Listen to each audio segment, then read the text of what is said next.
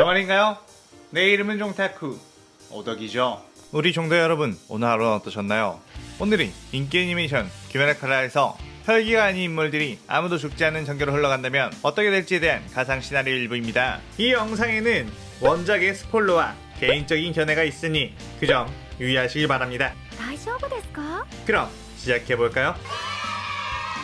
귀멸의칼날 같은 경우는 굉장히 많은 인물들이 초반부터 죽어나간 작품이며 나중에 가면 살아남는 사람보다 죽는 사람들이 많아지는 비극적인 전개로 많은 사람들의 마음을 답답하게 하죠. 그래서 한번 아무도 죽지 않고 편안한 전개를 가진 작품으로 바꿔온다면 어떻게 될지 써보겠습니다. 이 가상 시나리오 콘텐츠는 원제의 고증을 철저히 따져가는 매끄러운 진행이 되지 않기 때문에 어느 정도의 설정으로나 능력치 보정은 이해해줬으면 좋겠습니다. 그럼 오늘 가상 시나리오 시작하겠습니다. 탄지로는 대대로 숫쟁이 가문으로 살아가던 카마도 가문에서 태어난 장남으로 아픈 아버지 대신 숯을 팔러 아래 마을로 가게 되었죠. 그렇게 숯을 팔고 다시 집으로 가려고 하던 중 마을 아저씨가 오늘은 늦었으니 자신의 집에서 자고 가라고 제안했고 탄지로는 그렇게 하룻밤 잔 뒤에 집으로 돌아갔습니다. 그런데 갈 때부터 뭔가 느낌이 쎄한 것이 불길한 예감이 들었고 빠르게 집으로 뛰어갔죠. 그런데 집 근처에 다다르자 피냄새가 가득했고 탄지로는 집 앞에 피 흘리고 쓰러져 있는 동생들과 엄마를 보게 되었습니다. 탄지로는 쓰러져 있는 동생들을 흔들어봤는데 동생은 으으 하면서 신음했고 다행히 다치긴 했지만 치명상 정도까지는 아니라는 걸 알게 되었죠. 그리고 엄마 역시 맥박이 뛰고 있었고 집 안에 있는 동생들과 아빠 역시 정신만 잃은 상태였습니다. 그나마 다행이라고 생각했던 탄지로 이게 무슨 일인가 싶어 동생들과 엄마를 집 안으로 옮긴 뒤 상처를 붕대로 감은 후 그들이 깨어나길 기다렸죠. 반나절 정도가 지나자 하나둘씩 일어났는데 어떤 얼굴이 창백한 사내가 밤에 찾아와 우리들을 다짜고짜 공격을 했다고 했습니다. 탄지로는 도대체 그 녀석이 누구냐며 분노했는데 다른 동생들과 다르게 네즈코의 상태가 유독 이상했고 탄지로는 네즈코를 업고 의원에 데려가 봐야겠다며 길을 나서게 되었죠. 그런데 그렇게 뛰어가던 중 갑자기 네즈코가 돌변해 탄지로를 공격하기 시작했고 네즈코가 마치 짐승이 되어버린 것 같은 느낌에 깜짝 놀랐습니다. 탄지로는 네즈코에게 정신 차리라고 애원을 해봤지만 네즈코는 이성을 잃고 계속해서 탄지로를 공격하려고 했고 그때 어떤 검사가 나타나 네즈코를 공격하려고 했죠.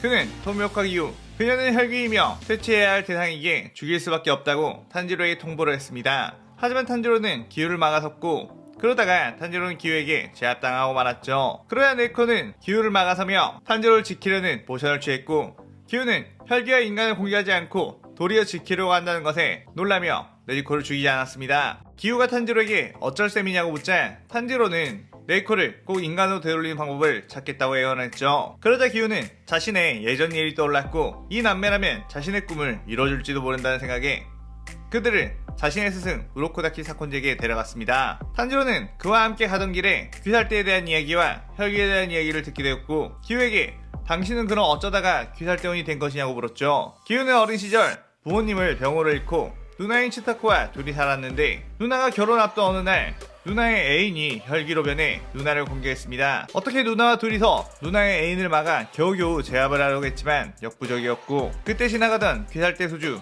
우로코다키 사콘지가 그 혈기를 제압했죠. 기후는 그 혈기를 죽이려고 하던 사콘지를 막으며 제발 이 사람을 죽이지 말라며 누나에게 아주 소중한 사람이라고 애원을 했고 자신있고 이 남자를 인간으로 되돌리겠다고 설득을 했습니다. 사콘지는 그건 말도 안 되는 일이라고 쓸데없는 짓 하지 말라고 했지만 너무나도 간곡하게 부탁을 하는 바람에 그 남자에게 대나무 잎마개를 물려놓은 뒤 상황을 지켜보기로 했죠. 하지만 인간을 먹지 못한 그 남자는 결국 굶어 죽었고 치타코는 매우 상심했습니다. 그때 이유는 다시는 누나와 같은 아픔을 겪을 사람이 없도록 귀살대원이 되어 혈기들을 말살하려고 마음먹었고 그렇게 자신을 도와준 우로코다키 사콘지를 찾아가 그에게 검술을 배웠다고 했죠. 그렇게 기후는 사콘지에게 탄지로를 맡겼고 탄지로는 편지로 가족들에게 네즈코가 혈기가 된 것과 자신있고 인간으로 되돌려 돌아가겠다고 남긴 후 사콘지에게 빡세게 검술을 배우게 되었습니다. 그러던 어느 날 물의 호흡이 잘 써지지 않아 고민하고 있던 탄지로 사콘지가 내준 숙제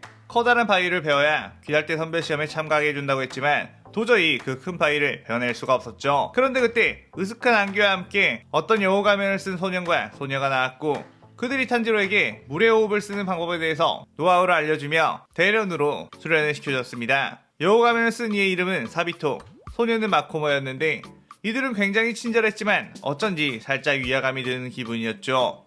왜냐하면 분명히 우로코다키 사콘지에게 귀할대원으로 키우고 있는 제자는 탄지로 한 명이라고 들었기 때문이었습니다. 찝찝한 기분을 뒤로한 채 사비토와 계속되는 소련으로 어느새 실력이 굉장히 많이 나아진 탄지로 어느새 사비토와의 대련에서 사비토의 여우 가면까지 배워낼 정도였고 숙제였던 큰 바위까지 배워낼 수 있게 되었죠. 탄지로는 우로코다키 사콘지에게 바위를 보여줬고 사콘지는 드디어 때가 되었다며 탄지로에게 자신의 제자라는 징표인 여우 가면을 줬습니다. 그런데 가기 전에 사콘지는 선별시험장에서 손도깨비를 조심하라고 했고 그 손도깨비 때문에 아끼던 제자 2명이 라고 말끝을 흐렸죠. 탄지로는 명심하겠다고 하며 선별시험장에 갔고 혈기들을 퇴치해 나가며 무난하게 시험을 치르고 있었습니다. 하지만 도중에 손도깨비와 마주치게 되었고 손도깨비는 탄지로의 가면을 보자마자 또 여우 가면을 쓴 녀석이 왔냐며 이번에도 또 혼쭐 내줘야겠다고 하며 탄지로에게 강력한 펀치를 날려댔죠. 탄지로는 손도깨비의 맹공 공격에 위기를 맞이했는데 그 순간 2명의 검사가 손도깨비의 팔을 잘라내며 막아섰습니다. 탄지로는 놀라서 보니 그들은 사비토와 마코모였죠. 손도깨비는 뭐야 너네 다시 왔나? 그때 못 죽여서 아쉬웠는데 제 발로 이렇게 찾아오다니 이번에는 꼭 죽여주지 라고 했습니다. 사비토는 그때는 칼이 부러져서 어쩔 수 없이 패배했지만 이번에는 다르다며 손도깨비 팔들을 순식간에 베어버렸고 마코모 역시 빠른 스피드로 손도깨비를 공격했죠. 탄지로는 이게 무슨 상황인지 모르겠지만 자신도 물의 호흡을 시전한 뒤에 손도깨비에게 뛰어들었고 3명의 물의 호흡에 손도깨비는 온몸이 갈갈기베어 소멸당하게 되었습니다. 탄지로는 사비토와 마코모에게 여긴 어떻게 당신들 유령 아니었나요? 라고 물었는데 사비토와 마코모는 그게 무슨 소리냐고 어떻게 유령이 너와 수련도 같이 했겠냐고 했죠. 사비토와 마코모는 선별시험 때 손도깨비에게 당해 큰 부상을 입어 시험에 탈락하게 되었고 부상이 치료되자 다시 우르코다키에게 찾아갔지만 사콘지는 이미 너네에겐 물의 호흡을 다 알려줬으니 더 이상은 가르칠 게 없고 자율로 훈련을 하라고 했던 거였습니다. 우르코다키 사콘지 입장에서는 그들은 자신이 현재 검수를 가르치지 않으니 제자는 탄지로 한 명이라고 했던 거였죠. 그렇게 사비토와 마코모, 탄지로는 함께 선별시험에 합격하게 되었고 우르코다키 사콘지에게 합격 인사한 후 각자의 임무를 하러 떠나게 되었습니다. 탄지로는 그러다가 아사쿠사 거리에서 무장과 마주친 후 타마요와 유시로를 만나게 되었고 무장의 명령으로 그들을 죽이러 온 스사마루와 야바와 사투를 벌인 뒤 그들을 대체하게 되었죠. 이후 타마요로부터 혈기를 인간으로 되돌릴 수 있는 약을 만들 수 있다는 이야기를 듣고 12개월의 혈기들을 사냥하러 길을 나서게 됩니다. 그렇게 탄지로는 쿄가의 저택에서 또 다른 귀할대 선별시험 동기인 이노스케와 제니치를 만나게 되었고 쿄가에까지 무사히 처치하게 되었죠. 그 뒤 그들은 나타공산으로 가라는 임무를 받게 되었는데 그곳에 가보니 많은 귀할대원들이 큰 부상을 입은 상태에 거미줄에 걸려 조종당하고 있는 상황이었습니다. 탄지로 일행은 엄청나게 당황하며 그들을 막을 방법을 찾고 있었죠. 그러던 중 탄지로는 뛰어난 후각을 활용해 귀할대원들을 조종하고 있는 엄마 거미 혈기를 찾았고 그녀를 퇴치함으로써 조종당하던 귀할대원들을 구할 수 있었죠. 그러던 중 제이치는 형 거미 혈기와 치열한 싸움을 이노스케는 아빠 거미 혈기와 치열한 싸움을 벌이게 되며 각자 흩어졌고 탄지로는 하요노 루이와 맞닥뜨리게 되었습니다. 그때 큐브 스테이크 선배가 루이 앞에 다가가 적당한 혈기를 잡고 출세해서 편안하게 살아야겠다며 우쭐거리면서 다가왔고 루이는 순간 거미줄 혈기술을 사용해 큐브 스테이크의 온몸을 갈갈기 베어버리려고 했죠. 하지만 그 순간 꽃의 옥 검술이 그 거미줄을 베어버렸고 큐브 스테이크는 온몸에 상처만 입은 채 몸이 썰리진 않았습니다. 큐브 스테이크는 자신이 허무하게 죽을 뻔했다는 것에 기겁하며 적당한 혈기고 출세고 뭐고 다 필요 없다고 역시 이런 위험한 귀할대 일은 그만두겠다고 하며 도망갔죠. 루이는 감히 어떤 녀석이 날 방해하는 거냐며 옆을 봤는데 그녀는 하주코초 카나에였습니다. 카나에는 부드럽게 루이에게 저는 인간과 혈기가 사이좋게 지냈으면 좋겠는데 당신은 혈기들을 강제로 가족으로 만든 뒤 많은 사람들을 다치게 하고 있으니 너무 안타깝다고 했죠. 그러나 루이는 어딜 감히 건방진 소리를 하느냐고 거미줄을 쏟아냈고 카나에는 우아한 꽃의 검술로 그 거미줄들을 쉽게 베어냈습니다. 그리고서는 어느 틈엔가 루이의 곁에 사뿐히 다가가 목을 베어버렸죠. 탄지로는 어마무시한 카나에의 실력에 놀랐고 카나에는 옆에 있는 네지코를 보며 어라라? 그쪽에도 혈기가 있군요 라는 말을 해 탄지로는 그녀가 네지코를 공격할까봐 네지코를 껴안고 두려움에 떨었습니다. 카나에는 그런 탄지로의 모습을 보고 그 혈기와 어떤 관계인가요? 라고 물었고 탄지로는 제 동생인데 인간을 해친 적이 단 한 번도 없으니 제발 죽이지 말라고 했죠. 그러자 카나에는 저도 혈기들을 퇴치하는 것을 그리 좋아하진 않는답니다. 더군다나 인간을 공격하지 않는 혈기라면 공격할 이유가 없죠 라고 상냥하게 말했습니다. 그런데 그때 또 다른 여자 검사가 날아와 네지코를 공격하려고 했죠. 그때 카나에가 그 칼을 막아낸 후 아이 참 시노부짱 다짜고짜 이 아이들을 공격하면 어떡하니? 라고 했고 시노부는 카나에게 화를 내며 언니는 귀할 때 주면서 혈기를 주지 않으면 어떻게 하냐고 했습니다. 탄지로는 그 두 자매 사이에서 어쩔 줄 몰라 하고 있었는데 마침 귀할 때 까마귀로부터 카마도 남매를 귀할 때로 데려오라는 알림이 왔죠. 그렇게 함께 본부로 가던 중 이노스케와 제이치도 큰 부담 없이 혈기를 퇴치했다고 했는데 제이치는 형 거미혈기에 독에 당했지만 시노부가 와서 해독해 주었고 이노스케는 조용한 나비 여자가 어떤 거미혈기를 함께 퇴치해줬다며 그 여자 엄청나게 강했다고 감탄했습니다. 그렇게 귀할 때 본부에 도착하게 된 이들 그곳에는 주들이 모두 모여 있었는데 염주 랭콕 쿄주로가 호초 자매를 보고 오 이번에도 12개월을 퇴치했다고? 역시 훌륭하다 라고 반겼고 풍주 사내미는 혈기와 함께 다닌다는 귀할 때 온 녀석이 있다고 들었는데 저 녀석인가? 곧바로 내가 혈기를 퇴치해주지 라고 하며 칼을 뽑아들었죠. 그러자 카나에는 사내미에게 시나즈가와씨 지금 뭐 하시는 거예요? 어르신께서 이들을 데려오라고 했으니 어르신의 명령 없이 함부로 행동하지 말아주세요 라고 했고 사내미는 챗 이라고 하면서 검을 집어넣었습니다. 그걸 지켜보고 있던 연주비치는 우와 시나즈가와씨는 항상 카나에씨한테 약한 모습을 보이네.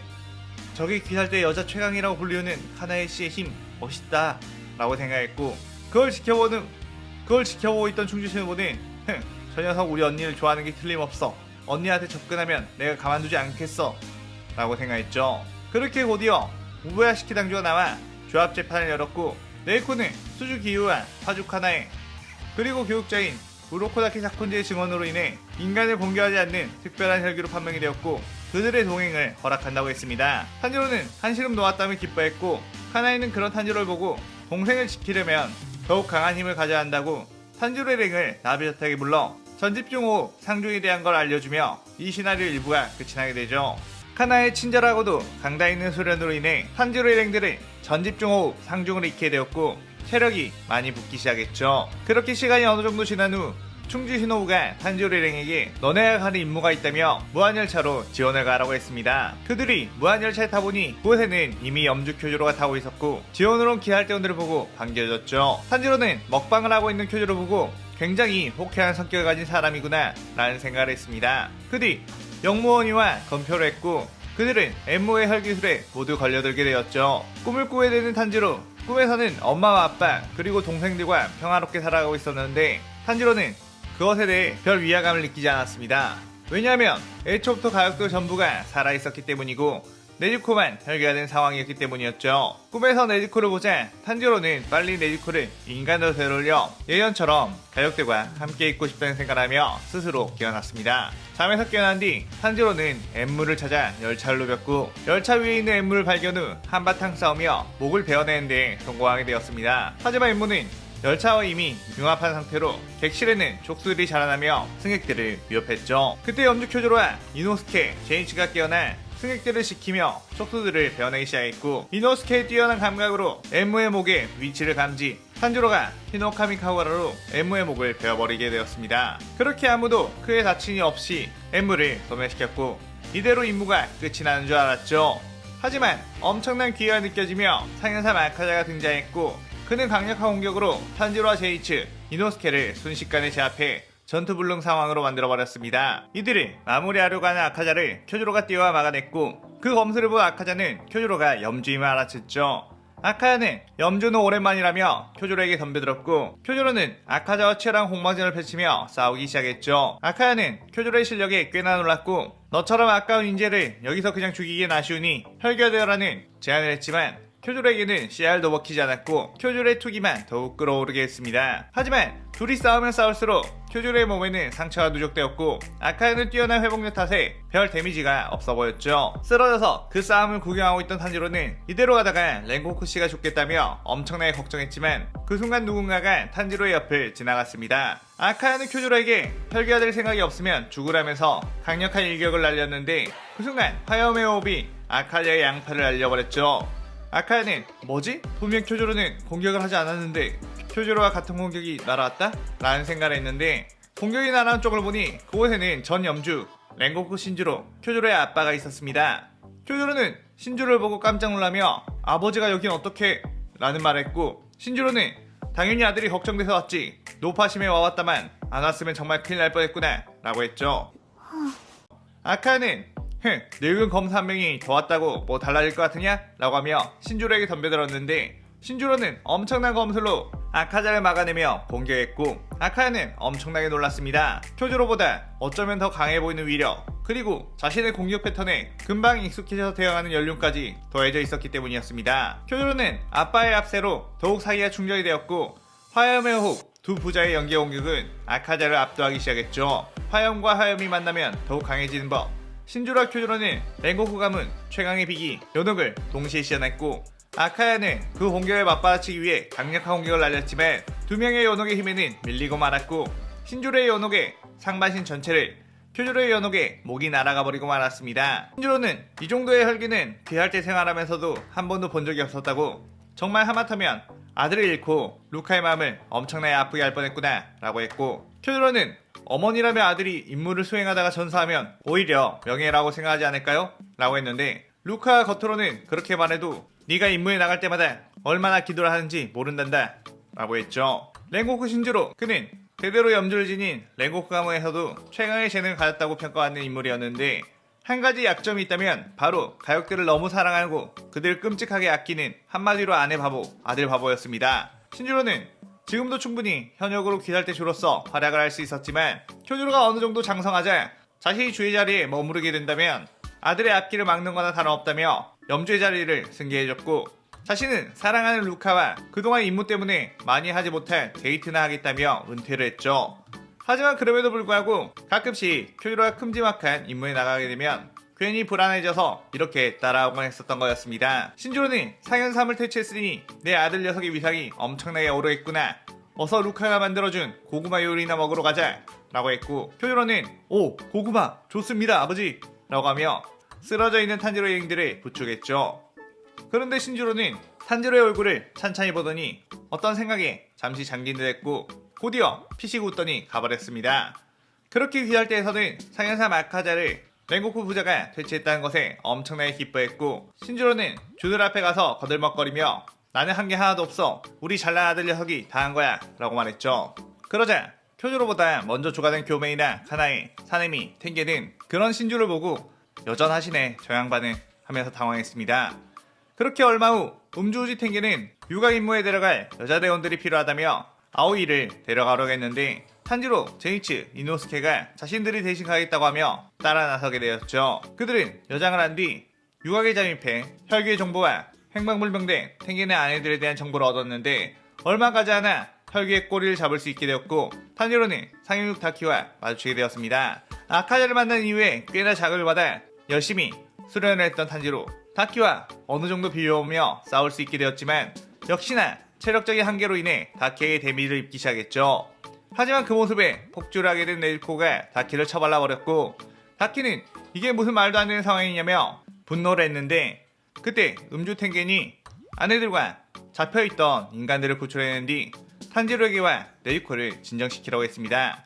그러면서 다키의 목을 순식간에 베어버린 텐겐, 다키는 목이 베이고 텐겐에게 약하다는 빈자를 듣자 분해이지 못해 으앙 울음을 터뜨렸는데, 텐겐은 목이 베이고도 몸이 소멸하지 않는 다키를 보고 어쩐지 위화감이 들게 되었죠.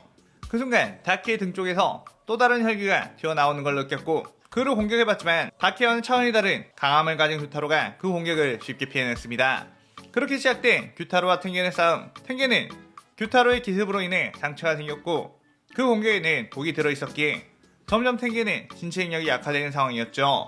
하지만 그럼에도 불구하고 텐겐과 규타로는 막상막하로 싸우며 주변이 조토화가 되었는데, 텐겐의 아내들도 그 가까이에와 여러가지 도구로 텐겐을 지원했습니다. 하지만 다키 역시 싸움에 가세하게 되며 쉽지 않은 상황. 텐겐의 아내들은 귀할 때 지원 요청을 한 지 얼마 되지 않았기에 누군가가 오려면 아직 멀었고, 이러다간 텐겐님이 위험하겠다고 걱정했죠. 그런데 누군가가 그녀들을 스쳐 지나갔고 제이치와 이노스케를 압박하고 있던 다키의 목을 순식간에 잘라버렸습니다. 제이치와 이노스케는 놀라며 저 사람 누구지? 라고 생각했는데, 그는 사주 이구로 오바나이, 텐겐과 꽤나 친한 사이의 실력자 주였죠. 다키는 또다시 허무하게 목이 베어버렸다며 당황했는데, 오바나이는 곧바로 규타로의 싸움에 가세해 규타로를 압박하기 시작했습니다. 텐겐의 아이들은 그 모습을 보며 생각보다 엄청 빨리 오셨네. 우리를 맨날 무서운 눈초리로 바라보시던 그 소름 끼치는 분, 그래도 엄청나게 강해 보이지? 라고 수다를 떨었죠. 오바나의 탱게는 둘 다 테크닉으로 유명한 귀살대주였고, 그들은 지형지물을 이용한 공격과 더불어 둘의 연계 공격으로 인한 대응 못할 공격을 퍼붓었고, 지금까지 이러한 싸움을 해본 적이 없던 규타로는 꽤나 당황할 수밖에 없었습니다. 오바나이는 고작 상현육 상대로 쩔쩔매고 있으면 어떻게 하냐며 빈잔을 줬고, 탱기는 그러면 네가 빨리 저 녀석을 퇴치하면 되지 않느냐고 티격태격했는데, 티격태격하면서도 규타로에게 효과적인 공격을 가하는 둘이었습니다. 탱기는 탄지로에게 이노스케 쪽에 붙어 바퀴의 목을 날린 뒤 붙이지 못하게 하라고 했고, 탱기는 이제 슬슬 저 녀석의 행동 패턴을 파악한 악보가 완성되었다고 했죠. 그러면서 탱기는 혼자서도 규타로를 압도할 정도의 전투를 보여줬고, 규타로는 싸우면 싸울수록 점점 더 강해지는 귀살대들에게 경하겠습니다. 한편 탄지로 일행은 이미 많은 데미지로 약해진 바퀴의 목을 노려 베어내는 데 성공했고, 탱기가 오바나이 역시 지금이 기회라며 자신들의 최강의 기술을 퍼붓으며 규타로의 목을 베어내는 데 성공했죠. 연달아서 상현의 열기들을 퇴치하게 된 귀살대 우베야시키 당주는 커다란 연회를 열어 우리떼에서 드디어 전례 없는 성과를 이뤄냈다며 무제한 퇴치에도 몇 걸음 더 다가간 것 같다고 했죠. 오바나이는 고작 상현육을 잡은 거 가지고 기뻐할 필요가 있느냐고 툴툴거렸지만, 옆에서 연주 위치리가 정말 수고하셨다고 멋지다고 칭찬해주자, 아무래도 상현의 열기는 위험한 자들이니 목숨을 걸고서라도 퇴치하는 게 맞다고 하며 시크한 표정을 보였고, 미치리는 그 모습에 더욱 하트뿅뿅이 되었습니다. 음주탱기는 규타로의 싸움에서 입었던 독은 레이코가 폭혈로 전부 날려버렸고, 생각보다 멀쩡하게 회복을 해 살짝 아쉬워하는 것도 있었죠. 상현과의 싸움에서 눈이나 팔이라도 잃으면 은퇴해 아내들과 편하게 살려고 했는데 그러지 못해 계속 기사를 해야 한다고 말해요. 한편 무자는 연달아서 상현의 열기를 죽었다는 것에 엄청나게 분노했고, 그 이유가 주 2명 이상이 덤비는 바람에 그렇게 된 것이란 걸 알았죠. 그래하여 이제부턴 12개월의 혈기들도 여러 마리씩 다니도록 하라고 명령했습니다. 그리고 며칠 뒤 다키와의 싸움에서 칼의 이가 나가버린 탄조로는 칼을 수리하러 대장장의 마을로 떠나게 되었고, 그렇게 시나리오 2부가 끝이 나게 되죠. 탄지로는 네즈코와 함께 대장장의 마을로 가게 되었는데, 그곳에는 이미 하주 무이치로가 검술 수련하고 있었고, 탄지로가 인사를 하자 시크하게 받아줬죠. 탄지로는 그런 무이치로를 보고 자신보다 어려 보이는데 주의 자리까지 올라가다니 대단하다고 생각했습니다. 또한 그곳에는 풍주 사내미의 동생이자 귀살대 동기인 시나즈가와 게냐가 있었는데, 게냐에게 말을 걸어도 대답하지 않고 그냥 쌩 지나가 버렸죠. 게냐의 얼굴은 엄청나게 빨갛게 달아올랐는데, 탄지로는 무슨 자신에게 화가 났나 신경이 쓰였습니다. 그런데 그 뒤 연주 미치리가 나왔고, 미치리는 우엥 하고 울면서 시나즈가와 씨의 동생을 만나서 이것저것 물어봤는데 아무 대답도 하지 않고 쌩 지나가 버렸다고 서운하다고 했죠. 사실 게냐는 미치리를 보고 첫눈에 반했는데 그녀가 말을 걸자 너무나도 부끄러워서 도망가버린 거였습니다. 그 후 이들은 저녁 시간대에 함께 모여 식사를 했는데, 아무리 시크한 무이치로와 수지와하는 게냐가 있어도 성격 좋은 미치리의 사랑스러운 덕분에 식사 자리는 화기애애하게 지나갔죠. 하지만 그날 밤 남자들의 방에 상현사 한탱구가 들이닥쳤고, 무이치로는 황급하게 그의 목을 잘라냈지만 한탱구는 분신체로 분열하며 이들을 공격하기 시작했습니다. 그 중에 한 분신은 커다란 부채로 무이치로를 멀리 날려버렸고, 탄지로와 게냐가 한탱구의 분신들에게 밀리자 네즈코가 각성 상태로 변해 합사하며 겨우겨우 비비고 있었죠. 저 멀리로 날아가버린 무이치로, 겨우겨우 낙법을 해서 크게 다치진 않았지만 한탱구가 있는 곳과 꽤나 멀리 떨어져 버리고 말았고, 어서 가서 탄지로네를 도와주지 않으면 큰일 나겠다는 생각을 했습니다. 하지만 근처에서 누군가의 비명소리가 들려 그곳에 가보니 상현우 교코가 대장장이들을 해치려고 했고, 무이치로는 대장장이들을 구하며 교코와 맞서게 되었죠. 교코는 어린 꼬마인 무이치로가 생각보다 강하다는 것을 느끼자 비열하게 옆에 있는 대장장이들을 먼저 공격했고, 무이치로는 무엇보다 타인의 목숨을 우선시하는 따뜻한 마음을 가진 검사였기에 그들을 구하다 교코의 마비침에 당하고 말았습니다. 마비침으로 인해 몸이 둔화되었음에도 불구하고 빠른 속도로 교코를 몰아치던 무이치로, 하지만 아무래도 마비침으로 인해 침착함을 잃어버린 무이치로였기에 교코의 수옥발에 갇혀버리고 말았죠. 교코는 다른 인간들을 다치게 내버려뒀다면 이런 꼴은 당하지 않았을 텐데 멍청하다며 낄낄 웃었고, 수옥발에 갇힌 무이치로를 마무리 지으려 다가왔습니다. 하지만 그 순간 누군가가 뒤에서 빠르게 다가와 교코의 등과 팔을 베어버렸죠. 그 공격에 교코는 엄청나게 당황했는데, 분명히 수옥발에 가둬버렸다고 생각했던 무이치로가 멀쩡히 움직이고 있었고 마비침에 당한 흔적도 없었던 것이었습니다. 그럼 수옥발에 가둔 건 뭐지? 인간이 혈기처럼 분신술을 쓸 수 있는 건가? 라고 생각했지만 그 검사는 수옥발을 칼로 베어찌렸고 속발에서는 무이치로가 콜록거리며 나올 수 있었죠. 그들을 자세히 보니 약간 미묘하게 다른 부분이 있었고 그들은 쌍둥이 형제라는 걸 깨달았습니다. 무이치로를 구한 이의 정체는 바로 형 유이치로. 유이치로는 무이치로에게 그렇게 한심한 꼴을 보이려고 귀살대에 들어간다고 했던 거였냐며 놀렸고 무이치로는 살짝 방심한 것뿐이라면서 일어났죠. 뷰코는 건방진 꼬맹이들을 찢어 죽여버리겠다고 뛰어왔는데 순간 무이치로와 유이치로가 둘 다 안개호흡을 사용 후 공격했고 교코의 온몸을 갈갈기 베어버렸습니다. 무이치로와 유이치로의 얼굴에는 반점이 생겨났고 순간 폭발적인 힘으로 교코를 발라버린 거였죠. 부모님을 어린 시절 잃은 유이치로 무이치로 형제에게 어느 날 우베야시키의 아내 아마네가 찾아왔고 당신들은 해옥 검사의 자손이라며 귀살대에 들어오길 제안했습니다. 무이치로는 그 말을 듣고 자신도 검사가 되어 많은 사람들 도와주고 싶다고 했지만 유이치로는 먹고 살기에도 바쁜데 무슨 검사냐며 거절했고 무이치로가 검사를 한다는 걸 막았죠.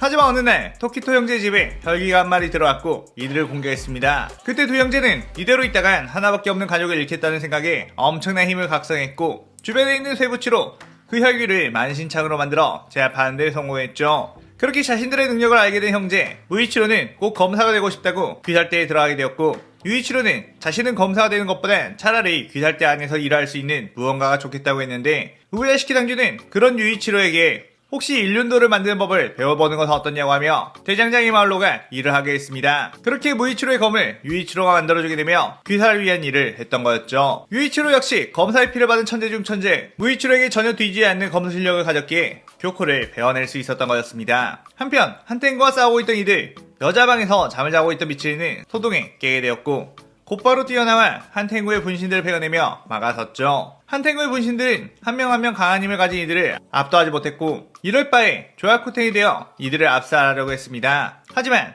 각성한 네즈코의 힘과 반전 발현하게 된 미칠의 강력한 합동 능력에 조야쿠텐의 힘을 막아낼 수 있었고 목이 베어도 죽지 않는 한탱구를 보고 본체가 따로 있을 것 같다는 생각을 한 게냐 탄지로는 한탱구의 본체를 찾아 나서게 되었죠. 게냐는 한탱구와의 싸움에서 한탱구의 본체의 신체를 살짝 먹었었는데 그때 한탱구의 본체가 숨어있는 것을 어렴풋이 느낄 수 있었고 탄지로와 그쪽을 위주로 수색하게 되었습니다. 하지만 계속해서 빠르게 도망가는 한탱구 때문에 시간이 지체되었고 결국 도미터, 한탱구와 조아코텐은 소멸하게 되었는데 조아코텐과 싸우던 네즈코 역시 태양에 노출이 되었지만 네이코는 소멸하지 않았고 그 모습이 무장에게 전달되게 되었죠. 한편 하나요와 시노부는 여자들만 집중적으로 행방불명된다는 미지의 종교단체 만생은학교를 조사하러 그곳에 잠입을 했습니다. 그곳에 들어가서 며칠 있던 중 그곳에 있던 여자 간부가 코초자매에게 이곳에 오래 있으면 위험하다고 도우마가 따로 방에 들이기 전에 어서 도망가라고 일러줬죠. 하지만 코초자매는 더욱 도우마의 정체를 확신하며 도망가지 않았고 얼마 후 도우마는 카나에부터 따로 자신의 방으로 불러들였습니다. 카나에가 들어오자 도우마는 본색을 드러내며 카나에를 공격했는데 카나에는 품속의 칼을 꺼내 도우마의 공격을 막아냈고 그렇게 싸움이 시작이 되었죠. 시노부 역시 싸우는 소리가 들리자마자 그곳에 들어가 카나에를 도왔는데 시노부가 도우마에게 접근하려고 하자 카나에는 시노부를 막았고 도우마의 주변에는 얼음 혈기술 때문에 함부로 접근하면 안 된다고 했습니다. 그러자 도우마는 놀라며 어떻게 이것을 한 번에 간파했냐고 물었죠. 카나에는 선천적으로 엄청난 동체 시력을 가진과 동시에 눈앞에 펼쳐져 있는 혈기술을 감지할 수 있는 능력이 있었습니다. 카나에와 시노부는 도우마의 혈기술 때문에 쉽게 들어가지 못했고 도우마는 원거리 공격으로 자매를 압박하기 시작했죠. 접근하지 못해 수세에 몰리고 있던 카네와 시노부, 저 혈기술만 어떻게 할 수 있다면 이라는 생각을 하는 순간 저택의 천장이 무너지며 이노스케가 쳐들어왔고 그 옆에는 카나오도 함께 있었습니다. 그 충격으로 도우마의 얼음 혈기술이 사라지자 카나에는 지금이 기회라며 빠르게 꽃의 호흡으로 도우마를 공격했고 시노부 역시 그 틈을 노려 도우마를 벌레의 호흡으로 찔러 넣었죠. 도우마는 순간 데미지를 받고 당황하다가 다시 정신을 차린 후 얼음 혈기술로 이들을 뿌리쳐냈는데 이노스케가 저돌적으로 뛰어들어 도우마의 혈기술들을 몸으로 다 날려버렸고 도우마는 굉장히 열이 받았습니다. 그의 도우마는 이노스케의 가면 때문에 얼음들이 폐까지 도달하지 않는다는 생각으로 이노스케의 가면을 벗겼는데 이노스케의 얼굴을 보고 엄청나게 놀랐죠. 이 녀석 살아있었나? 이노스케는 그게 무슨 소리냐며 화를 내며 덤벼들었는데 도우마는 정색을 하면서 이노스케를 날려버렸고 얼음으로 된 분신을 소환해 카나의 일행을 압박했습니다. 그렇게 4명의 실력자들로도 도우마를 상대하는 게 버겁자 카나이는 확실히 상현의 혈기와 싸울 때는 목숨을 걸어야 할 것 같다며 꽃의 흡 종형인 피안주안을 사용했고 도우마의 움직임이 슬로우 모션으로 보일 정도로 눈의 능력이 강화가 되었죠. 카나이는 이 능력으로 귀살대 상위권 전투력이라고 평가받았고 카나에는 도우마의 분신을 베어버리며 도우마의 본체로 나아갔습니다. 하지만 도우마 역시 상윤이인 만큼 만만치가 않았고 그런 카나에와 공방전을 치르며 카나의 몸에 많은 데미지를 주게 되었죠. 시노우 역시 벌레의 호흡으로 여러가지 독을 찔러 넣었지만 도우마의 재생속도만 잠시 늦추게 할 수 있을 뿐 치명적인 데미지는 줄 수가 없었습니다. 도우마는 쓰러져 있는 이노스케에게 다가가 우선 너부터 죽인 다음 나머지 여자들을 먹어야겠다라고 하며 공격하려는 순간 갑자기 어떤 여자가 그 앞에 뛰어들었고 대신 어깨 쪽이 베이며 피를 흘렸죠. 도우마는 순간 당황했고 이노스케는 이 여자는 누구지? 라고 생각했습니다. 그런데 그녀는 이노스케를 보고 살아있었구나 내 아기 정말 다행이다 라고 했죠. 그녀의 이름은 코토와 이노스케의 엄마였습니다. 그녀는 예전 가난아기인 이노스케를 데리고 폭력 남편에게 도망쳐 도우마의 교회로 오게 되었는데 그곳에서 이노스케를 키우다가 도우마가 혈기이며 여자 신도들을 잡아먹고 있다는 걸 알게 된 후 이노스케를 데리고 도망을 갔었죠. 하지만 곧 도우마에게 따라잡히게 되었고 코토와는 이노스케만이라도 살리려고 개울가에 이노스케를 버렸는데 도우마는 저 아이를 지금 죽이지 않는 대신에 넌 내 곁에 계속 있어야 한다고 했고 또다시 내게서 도망치려 간다면 저 아이를 어떻게든 찾아 죽여버리겠다고 협박을 해서 코토와는 만세극락교의 간부로 쭉 지냈던 거였습니다. 도우마는 이노스케를 위해 몸을 던진 코토와를 보며 당황했고 순간 어떻게 해야 할지 모르고 있는 상황. 그 순간 카나요와 시노부, 카나요가 세 방향으로 날아와 도우마의 목을 공개했고 도우마는 아플싸 방심했다 라고 생각하며 목을 최대한 단단하게 만들며 버티고 있었죠.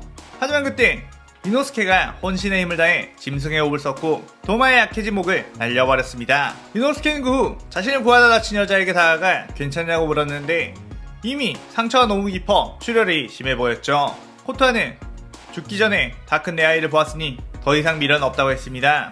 하지만 그 순간 시노부가 칼로 코토와의 어깨를 찔렀고 코토와는 눈을 감게 되었죠. 이노스케는 이게 무슨 짓이냐고 시노부에게 화를 냈는데 시노부는 조용히 하라며 지금 진통제와 지혈제를 섞어 그녀의 몸에 투여한 상태라고 했습니다. 자신이 없었다면 이 여자는 출혈로 죽었겠지만 귀살대 최고의 의사인 내가 있으니 이 정도는 걱정할 필요 없다고 했죠. 도우마는 코토와에게 처음 느껴보는 어떤 감정을 느끼게 되었기에 코토와를 쭉 옆에 두고 싶어 했고 마지막 순간 이노스케를 죽이려고 했던 공격을 코토와가 막아서자 자신도 모르게 힘 조절을 해 코토와가 죽을 정도의 피해를 주지 않았던 거였습니다. 그렇게 이들은 상인이를 퇴치하게 되었고 이노스케는 자신에겐 원래 없었다고 생각했던 엄마 코토와까지 찾게 되었죠. 그 시점 무자는 한탱구로부터 네즈코가 태양을 극복했다는 사실을 알게 되었고 많은 상인들이 죽었지만 어차피 네즈코만 흡수하고 나면 모든 것이 전부 자신의 뜻대로 될 수 있다고 생각하며 네즈코를 찾기 위한 계획을 짜며 이 시나리오 3부가 끝이 나게 됩니다. 네즈코를 찾기 위해 무자는 혈기들을 총동원했고 잠재력이 있어 보이는 혈기들을 자신의 피로 업그레이드 시키며 강한 군대를 만들기 시작했죠.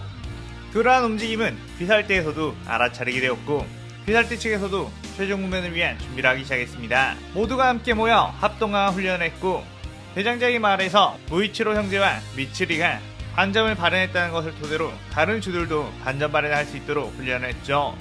그렇게 어느 정도 시간이 지났고 서서히 서로의 계획하에 어느 정도 노출을 하게 되며 무장과 혈기들을 귀살대 본부 쪽에 끌어들이게 되었습니다. 무자는 혈기 군단을 이끌고 귀살대 본부 근처로 오게 되었고 네이코는 우베야시키 당주의 명령으로 전 수주 유로코다키 사콘지와 전 염주 랭고쿠 신주로가 시킨 곳에 숨어 있었죠. 그렇게 시작된 귀살대와 혈기들의 대전쟁. 귀살대 본부를 둘러싼 넓은 곳에서 가까이 전투가 일어났고 모두가 목숨을 건 싸움을 했습니다. 탄지로 역시 이번 싸움을 끝으로 동생 네이코를 인간으로 되돌리고 가족의 품으로 돌아갈 수 있다는 것에 더더욱 책임감을 느꼈죠. 한참 혈기들과 싸우고 있던 탄지로 옆에 있던 제니치가 갑자기 자신은 할 일이 있다며 다른 곳으로 뛰어갔고 평소와는 다른 제니치의 진지한 모습에 사뭇 긴장을 했습니다. 제니치가 도착한 곳에는 어떤 칼을 든 혈기가 있었고 그는 새롭게 상현육의 자리에 올라가게 된 카이가쿠였죠. 카이가쿠는 제니치의 스승인 지고로에게 번개호흡을 함께 배운 사형이었는데 제니치에 대한 열등감과 더 강한 힘을 추구하다 혈기로 변절해버렸고 제니치는 그 소식에 스승인 지고로의 명예를 더럽혔다는 것에 꼭 자신의 손으로 대체하려고 했습니다. 제니치는 번개호흡 제1형 병력 일섬으로 카이가쿠를 몰아쳤지만 1형밖에 쓰지 못하는 쓸모없는 녀석의 공격에 내가 당할 법 싶으냐고 병력 일섬에 대한 대비책은 미리 다 세워놨다고 했죠. 제니치는 확실히 혈기가 되어 신체 능력이 훨씬 강력해진 카이가쿠에게 점점 밀리게 되었습니다. 그러다 제니치는 카이가쿠를 만나며 쓰기 위해 준비했던 자신만의 번개호흡을 쓰려고 했는데 카이가쿠의 혈기술 때문에 힘을 모으기가 쉽지 않았고 그 기술을 쓰려면 준비 시간이 필요해졌죠. 카이가쿠는 니놈이 뭘 하려고 하는지는 몰라도 내가 가만히 있을까 하느냐고 제니치에게 공격을 몰아치려고 했습니다.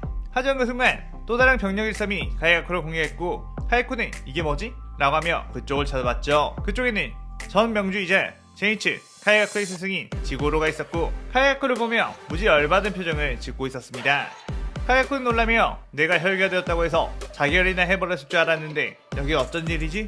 라고 했죠. 지고로는 니놈이 혈기로 변절했는데 내가 자결을 하긴 왜 해? 내 손으로 키운 녀석 내 손으로 처리하려고 이 늙은 몸을 이끌고 왔다 임마 라고 했습니다. 카이가쿠는 자결하지 않을 거면 집에 밖에서 조용히 여생이나 보내지 하루라도 빨리 주고 싶어 환장이나 보군 이라고 하며 지고로를 향해 번개호흡을 쏟아냈죠. 하지만 지고로는 엄청난 스피드로 카이가쿠의 공격들을 피해냈고 연달아 번개호흡들을 사용하며 카이가쿠에게 무수한 데미지를 남겼습니다. 카이가쿠는 이 늙은이 다리가 다쳐서 은퇴했다면서 이런 스피드를 가지고 있다고? 라며 놀랐는데 그 순간 어디선가 엄청난 투기가 느껴졌고 그쪽을 바라보자마자 번쩍하며 눈앞이 하얘졌죠. 제니치는 지고로와 카이가쿠를 상대하고 있을 때 번개호흡 제7형 활의 신을 준비했고 시전과 동시에 엄청난 속도로 카이가쿠에 접근해 그의 목을 날려버린 거였습니다. 카이가쿠는 내가 이런 재능도 없는 놈한테 목이 베이다니 라고 하며 부들거렸고 지고로는 재능이 없는 건 니놈이었지. 제니치 녀석도 내게 비하면 재능이 떨어지긴 하지만 니놈처럼 얍삽한 녀석은 아니니 이렇게 자신의 무기를 최대한으로 갈고 닦을 줄 알았다 라고 했죠. 지고로는 번개호흡 최고의 천재이자 역대 기살대 주 중에 가장 오랜 세월 주로 지낸 이였기 때문에 은퇴했음에도 불구하고 엄청난 전투력을 지녔었습니다. 한편 각각의 주들의 활약과 탄지로 세대의 활약으로 수많은 혈기들이 대치당하기 시작했는데 문제는 상현일 코쿠시보였죠. 코쿠시보는 많은 기살대원들을 달의 호흡 참격으로 쓸어버렸고 풍주 사네미와 암주 교메이가 그쪽으로 가 막아보려고 했지만 쉽지 않은 상태였습니다. 상위권 주들의 실력으로도 막지 못한 강력함. 탄지로는 주들이 상처를 입자 도와주려고 코쿠시보의 앞에 나섰는데 코쿠시보는 탄지로의 기원을 보고 엄청나게 놀랐죠. 그 이유는 바로 자신의 동생 요리이치가 살아생전에 끼던 귀걸이와 같았기 때문이었습니다. 더군다나 탄지로는 히노카미카구라 즉 해호흡을 사용해 자신을 공격해왔고 코쿠시보는 요리이치의 망령이 아직도 나를 괴롭힌다며 탄지로만큼은 꼭 베어주기를 다짐했죠. 그렇게 탄지로의 해호흡과 코쿠시보의 달의 호흡이 부딪혔고 압도적인 강함을 가진 코쿠시보에 비해 탄지로의 해호흡은 미숙하기 짝이 없었습니다. 그렇게 코쿠시보의 파워에 밀려 나무에 부딪힌 후 땅에 쓰러진 탄지로. 코쿠시보는 탄지로를 마무리하려고 달의 호흡을 날렸는데 그때 물의 호흡의 3검사 기우와 사비토, 마쿠모가 뛰어들어 방어에 특화된 물의 호흡을 시연해 그것들을 막았죠. 하지만 그의 코쿠시보는 연달아 달의 호흡 참격을 날렸고 그들의 물의 호흡은 버티지 못하며 방어력이 깨지고 말았습니다. 또다시 탄조를 마무리하려고 뛰어와 칼을 날리는 코쿠시보. 하지만 그 순간 해호흡 검술이 날아와 코쿠시보의 공격을 막아냈죠. 코쿠시보는 해호흡이 또 한 명? 이라며 놀랐는데 탄지로는 그 검사를 보고 엄청나게 깜짝 놀랐습니다. 그는 바로 자신의 아버지 타마도 탄지로였기 때문이었죠. 코쿠시보는 네 녀석이 요즘에 해호흡으로 12개월의 혈기들을 쓸어버리고 있다는 녀석인가? 역시 저 꼬맹이가 그런 실력을 지닌 것 같지 않아 수상했지 라고 했습니다. 탄지로는 탄지로에게 아들아 괜찮니? 라고 물었고 탄지로는 그저 어벙벙했죠. 교매는 이 목소리는 탄지로 씨인가? 역시 탄지로와 전 일주의 아들이 맞았군 이라고 했습니다. 탄지로는 아내를 만나기 전 귀살대 검사로 활약을 했었는데 최초의 검사가 사용했던 해호흡을 사용하며 많은 혈기들을 대치했었죠. 하지만 그 압도적인 신체 능력은 점점 과부하가 걸리기 시작했고 부부야시키 장주는 그 이유가 바로 이마에 있는 반점 때문이라고 했습니다. 그 시점에 사랑한 여자를 만나 결혼했고 탄지로는 남은 여생을 가족들과 함께 보내기 위해 은퇴를 했던 거였죠. 그렇게 평화롭게 살아가다 검을 잊은 지 오래된 탄지로는 갑작스러운 무장의 습격에 당하고 말았고 네유코가 혈기가 되어버렸다는 탄지로의 편지에 분노해 다시 검을 들고 나서게 된 거였습니다. 하지만 역시나 반점의 부작용 때문에 체력에 한계가 와버린 상태. 네유코가 탄지로를 찾기 전에 자신이 먼저 죽을 것만 같았죠. 하지만 우연히 타마요와 마주치게 된 탄지로. 그때는 타마요가 탄지로를 만난 후였고 탄지로에게서 예전 요리치의 느낌을 받은 타마요가 탄지로의 반전 부작용을 치유해주기 위해 계속 연구를 했습니다. 그렇게 탄지로가 12개월들의 피를 보내줄 때마다 연구를 했고 끝내 약을 만들어 탄지로의 체력이 예전 전성기 때로 돌아오게 하는데 성공했죠. 탄지로는 그 후로 무자를 찾기 위해 만나의 혈기들을 박살내버렸고 새롭게 만들어 놓은 하얀의 혈기들을 혼자서 쓸어버렸던 거였습니다. 코코시보는 탄지로의 해외를 보고 오싹한 기분이 들었고 요리치의 망령이여 이번에야말로 너를 베어내겠다 라고 하며 달의 호흡을 시전했죠. 그렇게 탄지로와 코코시보의 칼이 여러 번 맞부딪혔고 코코시보는 요리치가 아니라면 자신이 이겨낼 검사가 없다고 자부했습니다. 하지만 어쩐지 몽롱한 기분이 들었고 탄지로가 두 명으로 보이기 시작했죠. 그때 탄지로가 코코시보의 달의 호흡을 쳐낸 후 코코시보의 온몸을 베어버렸는데 코코시보는 갑자기 내가 왜 이러지? 라고 하며 고통스러워했습니다. 그때 옆에서 풍주 사나미가 씩 웃었고 내 피는 희귀열이라 내 피 냄새를 맡으면 취해버리지 라고 했죠. 코코시보는 감히 검사의 싸움에 끼어들더니 라고 했고 사나미는 그딴 거 알게 뭐야 나는 그저 혈기를 죽일 뿐이다 라고 하며 틈을 노려 코코시보의 몸을 베어냈습니다. 탄지로 역시 그 기회를 포착해 해외호흡으로 코코시보의 목을 날려버렸죠. 이제 상현이 1까지 처치하게 되자 부자는 모든 전력을 다 잃게 되었고 나머지 혈기들은 비랄대 주들에게 그리 위협적이지 않았습니다. 주들은 엄청난 기기를 가지고 있는 무잔에게 차츰차츰 모이기 시작했고 만인의 원수인 무잔을 공격하기 시작했죠. 무잔은 계속해서 내주가 있는 곳을 찾아봤지만 이미 꽁꽁 숨겨놨다는 걸 알았고 비살대 녀석들을 몰살함으로 이 스트레스를 풀어야겠다고 생각했습니다. 그때 반전 마련한 염주 쿄조로가 요녹을 사용해 무잔의 목을 순식간에 베어버렸고 쿄조로는 드디어 무잔을 퇴치했다 라고 기뻐했는데 순간 무잔의 촉수가 쿄조를 향해 날아갔고 수주 기우가 조심해! 라고 하며 물의 호흡으로 촉수를 겨우 막은 뒤 그 충격으로 쿄조로와 함께 날아가 벽에 부딪혔죠. 쿄조로는 목을 분명히 베었는데? 라고 하며 당황했는데 부자의 목은 이미 빠른 속도로 회복해 붙어 있었습니다. 부자는 어리 빠진 듯한 표정을 하고 있는 기살대 슈들을 보고 비열하게 웃었는데 목의 약점은 이미 극복했기에 이렇게 여유를 부리며 기살대를 상대했던 거였죠. 부자는 너네는 절대로 나를 죽일 수 없다면서 촉수로 몰아붙이기 시작했고 주들은 겨우겨우 방어만 할 수 있을 뿐 부장에게 다가갈 수가 없었습니다. 하지만 그 와중에 주들은 하나둘씩 반점을 발현하기 시작했고 무턱대고 부장에게 들어가기보단 합동화가 훈련 때 했던 대로 합을 맞춰보자고 했죠. 강력한 한방의 공격력을 가진 주 한 명과 방어에 특화된 호흡을 가진 주 한 명 그리고 테크닉이 우수한 주 한 명이 한 팀이 되어 한 몸처럼 움직였고 그렇게 여러 팀이 무잔을 사방에서 공격을 했습니다. 무잔은 생각보다 잘 맞는 귀살대의 팀워크에 자신의 뜻대로 전투 구도를 만들 수가 없었죠. 그때 번개호흡을 가진 지고르와 제니치 그리고 번개호흡 파생호흡 소래호흡의 텐겐이 초스피드의 공격으로 무잔의 모든 촉수를 베어냈고 꽃의 호흡을 가진 카네와 카나오 그리고 파생호흡인 벌레호흡의 시노부가 무잔의 오른팔을 베어냈습니다. 그 뒤 시나즈가와 형제 이노스케가 왼팔을 베어냈고 물의 호흡을 가진 기우 사비토 마코모가 함께 모여 무잔의 오른다리를 베어냈죠. 그 다음 오바나이와 미치리가 합동공격으로 무잔의 왼다리를 베어내자 무잔은 사지가 잘라져 공중으로 날아갔고 쿄조로와 교메이, 무이치로가 몸통을 박살내버렸습니다. 그리고 마지막으로 탄지로와 탄주로가 함께 해외호흡으로 무잔의 목을 베어냈고 무잔의 온몸은 베어져 사방으로 튀었죠. 무잔은 재생을 하기 위해 안간힘을 써봤지만 너무나도 많은 검사들이 무잔의 파편이 재생하기 전에 계속해서 베어버렸고 무잔은 어서 이자들이 지쳐도 공격 속도가 늦춰지기만을 바랄 수밖에 없었습니다. 하지만 그들의 공격은 끝날 기미가 보이지 않았고 특히 해외호흡을 마스터한 탄주로 같은 경우는 일정한 강력함으로 끊임없는 반복 동작으로 무잔의 파편들을 베어내고 또 베어냈죠.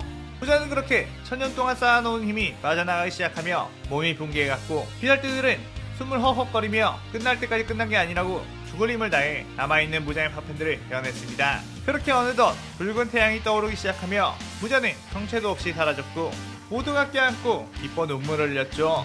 그때 우베야시키 당주가 건강해진 몸으로 네즈코를 데려왔고 네즈코 역시 인간으로 되돌아와 있었습니다. 우베야시키는 방금까지 피트하고 죽으려고 하다가 무자히 소멸하자 갑자기 기침이 나오지 않으며 시력이 돌아오기 시작했었고 네즈코는 미리 타마야가 약을 맞는 뒤 투여해 인간으로 되돌아온 거였죠. 탄지로는 네즈코를 보자마자 깨어났고 네즈코는 아빠, 오빠 다녀왔어 라고 하며 눈물을 흘렸고 탄지로는 그런 네즈코를 보며 어서와 라고 하며 부드러운 미소를 지으며 이 시나리오가 끝이 나게 됩니다. 싸움이 모두 끝난 후 부상을 입은 이노스케는 나비저택으로 가 입원을 했죠. 이노스케 옆 침대에는 지난번 도우마의 공격에 큰 상처를 입은 엄마 코토하가 있었고, 이노스케는 갑작스레 생긴 엄마 때문에 엄청나게 혼란스럽기도 하며 어색하기도 했습니다. 괜히 단둘이 있으면 이상한 기분에 자꾸만 다른 곳으로 도망쳤고, 그런 이노스케를 보고 코토하는 그저 따뜻한 미소를 지었죠. 그렇게 매번 도망가는 이노스케를 잡아 다시 침대로 눕힌 아오이.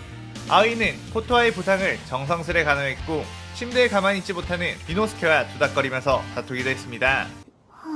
이노스케는 아오이가 함께 있으면 그럭저럭 코토하와도 한자리에 있을 수 있었고, 아오이는 그런 이노스케의 상황을 꿰뚫어 본 뒤 그 코토하와 이노스케 사이의 어색함을 풀어주기 위해 노력했죠. 코토하는 그런 아오이에게 감사함을 느껴 따로 불러내 왜 우리에게 이렇게 잘해주는 거냐고 물었는데, 아오이는 사실 자신은 부모님이 안 계시는데 항상 엄마가 그리웠고, 이노스케가 엄마를 되찾았다는 것을 듣자 괜히 더 신경 쓰이고 엄마의 따뜻함을 알았으면 좋겠다고 했습니다. 그때 아오이의 말을 엿듣고 있던 이노스케가 그럼 너도 우리랑 같이 살아, 내 엄마를 너에게도 주지 라고 했고, 아오이는 그게 무슨 소리냐며 틱틱거렸죠. 그러자 코토하도 자신도 그렇게 말할 수 있다면 좋을 것 같다고, 이제 무장과의 싸움도 끝났으니 자유롭게 우리와 함께 나가서 사는 것은 어떠냐고 했습니다. 아오이는 안 그래도 기살대가 해체되면 나비저택을 떠나 다양한 세상을 보고 싶은 생각이 들었지만 막상 혼자가 되려니 두려웠던 상황이었죠.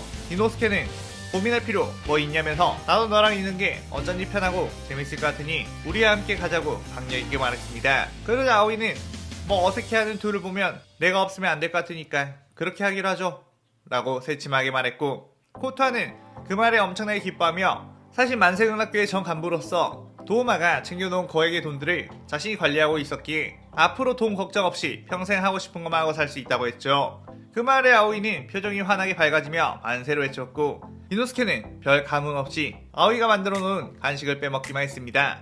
한편 사비토와 마코모는 무장과의 싸움이 끝난 후 기우를 만났는데, 기우는 마코모와는 초면이었지만 사비토와는 함께 사건제의 검술을 배웠던 사이였기에 굉장히 친했죠. 비록 사비토는 기우와 함께 치렀던 선별시험에서는 부상으로 인해 쭉 함께하지 못했고 최종 우승이 되어서야 다시 마주치게 되었지만 어색함 없이 아주 가깝게 이야기할 수 있었습니다. 기우와 사비토, 마코모는 함께 곧장 스승이 사콘지를 찾아가게 되었고, 사콘지는 자신의 제자들이 이렇게 무사히 돌아왔다는 것에 엄청 기뻐했죠. 특히나 사비토와 마코모 같은 경우는 손도끼배에게 그렇게 큰 부상을 입고도 회복 후 다시 기잘대원이 되어 싸웠다는 것에 경의를 표했습니다.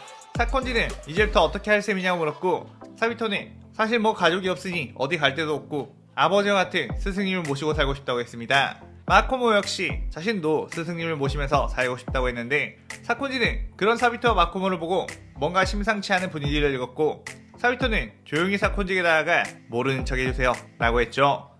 그러자 사콘지는 껄껄 웃으며 알겠다고 하며 적당히 함께 있다가 결혼해서 나가라고 일렀고 기우를 쳐다봤습니다. 기우는 저도 마음 같아서는 스승님을 모시고 살고 싶지만 이라고 하자마자 너는 당연히 누나에게 가야지 라고 사콘지가 거절했죠. 기우는 기잘대 해체 후 우부야 시키게 받은 큰 돈을 가지고 누나 츠타코에게 갔고, 츠타코는 늠름하게 자란 기우를 꼭 안아주며 자랑스럽고 고생 많이 했다고 했습니다. 기우는 이제 남은 건 누나와 혼인을 할 멋진 남자를 찾는 건데 라고 했는데, 츠타코는 사실 네가 기잘대에 들어갔다고 했을 때 자주 기잘대에 너의 소식을 들으려 찾아간 적이 있었는데 그때 알게 된 어떤 분이 있다고 너에게 소개시켜주려 했다고 했죠.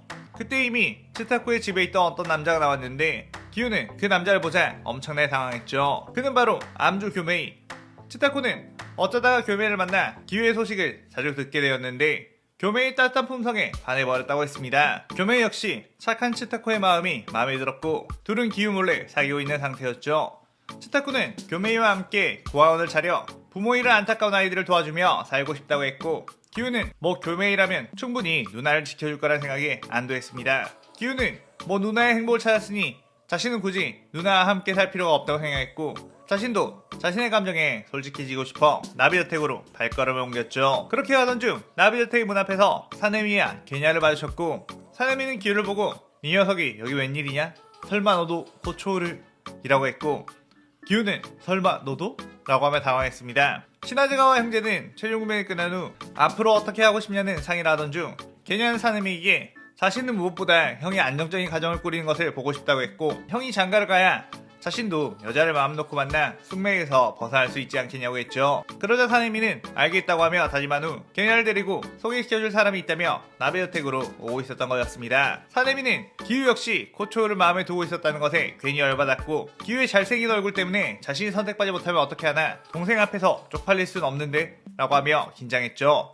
그때 어머, 세 분이 여긴 무슨 일로? 라고 하며 카나에가 나왔습니다. 카나에는 귀살대에 채운 나베여택에서 꽃을 잔뜩 키우며 시노부의 의원을 예쁘게 꾸미며 살아가고 있었죠. 사내미는 카나에를 보자 당황하며 기우 저 녀석보다 더 빨리 고백을 해야 승산이 있어 라고 생각했고, 곧바로 사실 너 지금까지 좋아하고 있었다고 말을 꺼냈습니다. 카나에는 어머, 갑자기 이런 말 하시면 이라고 하면서도 내심 기분이 좋았고, 옆에 있던 기우는 별 관심 없다는 듯이 나베여택 안으로 슥 들어갔죠. 사내미는 뭐지? 저 녀석 내가 먼저 손쳐서 카나에를 포기했나? 라고 생각했는데, 기우는 사내미의 고백을 보고 용기를 얻어 시노부를 찾아간 거였습니다. 홍알론주는 사내미가 카나에게 고백을 하자 불이 났게 달려가 시노부에게 그 사실을 알렸고, 시노부는 노발대발하며 감히 우리 언니에게? 라고 뛰어갔는데, 그러다가 기우와 마주쳤고, 기우는 시노부의 팔목을 잡고 나도 너한테 할 말이 있다며 멈춰 세웠죠. 시노부는 지금 바쁘니까 할 거면 얼른 말하세요 라고 재촉했고, 기우는 덤덤히 널 좋아한다고 했습니다. 시노부는 할 말 다 끝났죠? 저는 그럼 이만 이라고 하며 카나에를 쫓아가려고 몇 걸음 옮기다가 기우가 했던 말의 뜻이 그제야 생각이 났고 그 자리에서 털썩 주저앉아 버렸죠. 시노부 역시 사실은 시크하고 잘생긴 기우를 몰래 분모해왔었고, 겉으로는 틱틱거렸지만 마음만큼은 소녀 감성이었던 시노부라 갑작스러운 고백을 듣고 심장이 터져버릴 것 같았습니다. 시노부는 그렇게 저도 좋아해요 라고 말했고, 한나란 씨의 코초자매는 든든한 남자친구가 생겨버렸죠. 한편 최종무에서 살아남은 모라타는 당주로부터 무수한 보상금을 받아 커다란 도시락 가게를 열게 되었는데, 누군가가 그 가게를 들어오더니 엄청나게 열받아 했죠. 모라타는 그를 보고 너는 귀살대 동기였던 큐브 스테이크? 라고 했습니다. 큐브 스테이크는 귀살대를 그만두지 않고 조금만 더 만만한 혈기를 잡고 버텼더라면 나도 큰 돈을 받을 수 있었을 텐데 라고 하며 아쉬워하던 차에 자신과 실력이 비슷했던 모라타가 최종 국면에서 살아남아 큰 가게를 차려 출세했다는 것에 엄청 화가 났던 거였죠. 그때 떠들썩하게 한 테이블에서 소리가 나서 그쪽을 봤는데, 연주 랭곡 큐주로와 아빠 신주로 그리고 동생 센주로까지 우마이 라고 외치면서 도시락을 폭풍 먹방하고 있었습니다. 모라타는 한숨을 쉬며 저분들은 맨날 와서 먹고도 질리지도 않는지 참 대단하다고 했죠. 랭고쿠 가문은 귀살대 최후 거대한 랭고쿠 학원을 만들었고, 그곳에서는 검술뿐만 아니라 인성에 대한 수양을 가르쳤습니다. 그러다 어느 날 사주 오바나이와 연주 미치리가 그곳을 찾아왔고, 신주라 쿄조로는 너네가 여긴 어쩐 일이냐며 반겼죠. 오바나이를 쑥스러워하면서 사실 미치리와 제가 결혼하기로 했는데 미리 말씀을 드리려 찾아왔다고 했습니다. 신주로 같은 경우는 오바나이를 죽음의 위기에서 구해준 뒤 귀살대에 들어올 수 있도록 힘을 써준 은인이나 다름없었고, 쿄로 같은 경우는 미치리의 검술 사범이자 그녀가 주가 될 수 있도록 엄청나게 지원을 해준 오빠 같은 존재였죠. 그들의 말을 들은 랭콩 부자는 자신의 일처럼 기뻐했고, 뜨거운 결혼식을 열어줘야 했다며 결혼식의 비용을 랭고쿠가에서 전부 지원을 해주겠다고 했습니다. 미치리와 오바나이는 자신들도 돈이 있으니 그럴 필요 없다고 사양했지만, 이번만큼은 내 체면을 살려주라는 신주로의 단호한 말에 감사하다고 받아들였죠. 그렇게 오바나이, 미치리의 결혼식, 모든 기살전들이 다시 모였고 그들의 결혼을 축하하게 되었습니다. 그때 토키토 형제도 오게 되었는데, 그들은 여전히 수닥거리면서 다퉜지만 최고의 검사와 최고의 대장장이라는 목표로 살아가고 있다며 많은 이들에게 응원을 받았죠. 또한 그곳에서 오랜만에 탄지로 세대의 검사들 카나오 제니치, 이노스케, 게냐가 만나며 회포를 풀었는데, 제니치는 인간이 된 네즈코에게 보고 싶었다며 사랑한다고 달려들었고, 그때 뒤에 있던 지고로가 제니치에게 꿀밤을 날리며 다짜고짜 숙녀에게 덤벼드는 건 신사가 아니라고 해서 모두가 웃음바다가 되었습니다. 카마도 남매와 함께 온 탄주로는 지고로 씨는 여전하시군요 라고 했고, 지고로는 탄주를 보고 자네는 예전보다 더 혈색이 좋아진 것 같은데 예전에 한참 기살전으로 있을 땐 곧 죽을 것 같은 얼굴을 하고 있었는데 말이야 라고 했죠. 그때 신주로 역시 거들며 이 병약한 얼굴로 그런 강력한 검술을 사용하는 걸 보고 저도 한때 질투를 했었고 화염의 호흡에 대해 좌절한 적도 있었다며 호탕하게 웃었습니다. 한쪽에서는 우주이 탱겐과 3명의 아이들이 시끌벅적하고 화려하게 등장했는데, 탱겐은 오바나이에게 결혼 축하한다며 내가 봤을 때 아내는 딱 한 명만 있는 게 조용하고 좋을 것 같다고 말했죠. 그러자 3명의 아이들은 그럼 탱겐님은 우리 중 한 명만 고를 수 있느냐고 반발했고, 텐게는 물론 나는 너네 3명이 전부 다 필요하지 라고 하며 식은땀을 흘렸습니다. 탄지로는 오랜만에 만난 카나오와 잘 지내느냐고 안부를 물었고, 지금 카나에와 시노부는 각자 연애하느라 바쁘다고 말했죠. 그러자 탄지로는 카나오에게 너는 마음에 드는 남자 없느냐고 물었는데, 카나오는 머뭇머뭇거리고 있다가 동전을 꺼냈습니다. 탄지로는 그 동전은? 이라고 하자 카나오는 동전을 던진 후 잡은 뒤 결심했다는 듯이 심호흡을 한번 하고 나는 네가 보고 싶었어 라고 말했죠. 탄지로는 그에 환하게 웃으며 나도 엄청 보고 싶었어. 비할 때 동기로서가 아닌 여자로서 말이야 라고 하며 핑크빛 미소를 날렸고, 이 에필로그가 끝이 나게 됩니다. 자, 이렇게 해피해피 귀칼 시나리오 에필로그까지 전부 마치게 되었네요. 전부 다 살려놓고 보니까 귀칼이 내용은 적지만 매력적인 등장인물들이 참 많았다는 걸 새삼 느끼게 되었습니다. 너무 많은 캐릭터들을 만들어놔서 결국 죽일 수밖에 없었나 싶기도 하네요. 그래도 여러분이 훈훈한 마음으로 이 영상을 웃으며 즐기셨으면 좋겠습니다. 오늘의 가상 신화에 대한 감상평 많이 남겨주시고 저는 다른 신화를 들고 찾아오겠습니다. 오늘 영상 즐겁게 보셨다면 구독, 좋아요, 알림 설정 누르는 거 잊지 마시고요. 그럼 오늘은 이만. 사요나라.さようなら。